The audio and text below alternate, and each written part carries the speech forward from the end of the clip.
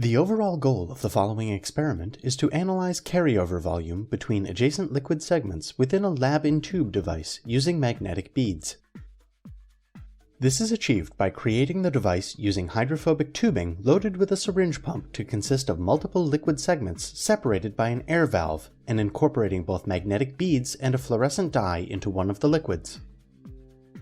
As a second step, the fluorescent intensity of the adjacent liquid segments is measured using a microscope after each transfer of the magnetic beads is performed using an external magnet.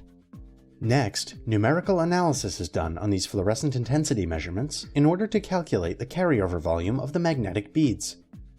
The results show that analysis of the phase change in a multi-component system comprised of two liquids is feasible based on the ability to use magnetic beads as a method of transferring microliter-sized liquid volumes between adjacent reservoirs. So as I hope you will see today, we are working with this very exciting and simple technique involving the use of magnetic beads in transferring fluids within a simple tube as opposed to more complex conventional microfluidic circuits.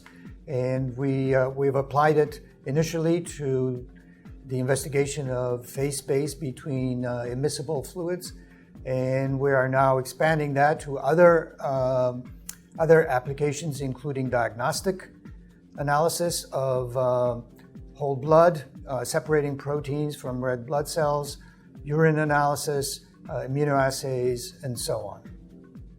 The main advantage of this technique over other existing methods, like using microfluidic channels, is that it's simple and has cost-effective fabrication. It offers high user variability between different experiment types, and it has consistent results.